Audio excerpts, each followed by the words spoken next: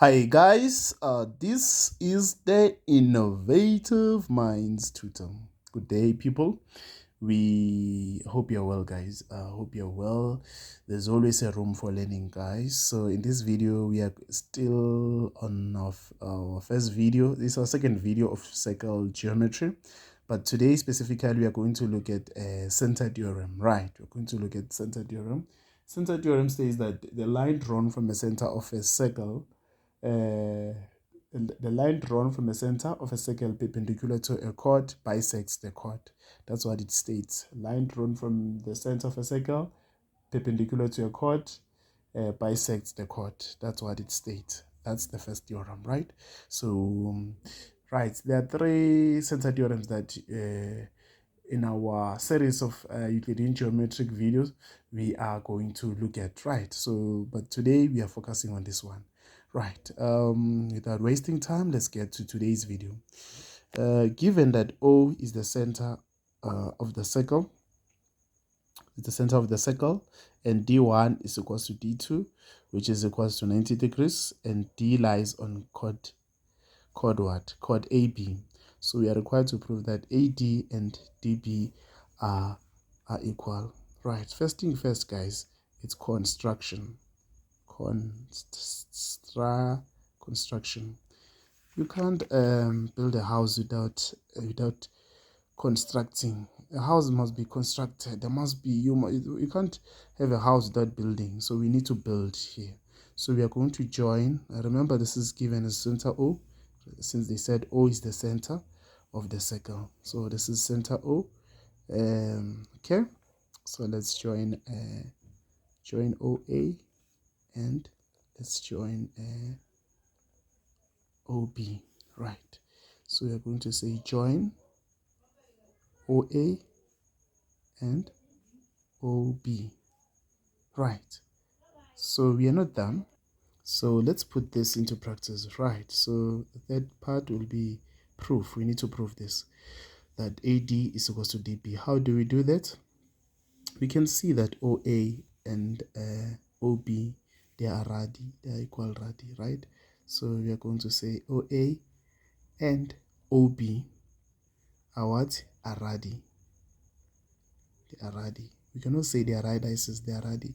So that's how we are writing in geometry. So the second part will be, let's see what are we having here. We are having OD as common to both triangles. But I left something. I was supposed to say in triangle. Remember which triangle are we working on? In triangle OAD and triangle OBD. And OBD, sorry for that, and OBD, right? So then we could say that OA and OB are radii. Then the second part will be OD is equals to OD because it's common. It's a common side to both triangles, common side. Then the third part, we look, what are we given here? We are given that D1 and D2 are equal to 90 degrees. Angle D1 and angle D2 are equal to 90 degrees. So that's given. So what are we looking at after that? After that, we could look at the conditions. We can look for conditions, guys. The conditions that will work here, it's congruency. Yes, we can see that these triangles are equal in shape and size. So in other words, they are congruent. In other words, triangle OAD and triangle triangle OAD and triangle OBD, they are congruent to each other. Then we could prove that AD and DB are equal. But let's put this into writing. Yes, let's put this into writing. So we could say triangle OAD is congruent to triangle OBD. Yes, they are congruent. Reason? It is because you can see the condition that we are having here. It's a right hypotenuse side because the interior it's 90 degrees. So we could say right hypotenuse side, or could say 90 degrees, I mean hypotenuse side. So that's what we could write here. Therefore, we can see now that AD and DB are equal. AD and DB are equal. The reason it is because triangle OAD and triangle OBD are congruent triangles, right? So guys, whenever you're using this theorem, always write line from a center perpendicular to a chord, line from a center perpendicular to chord.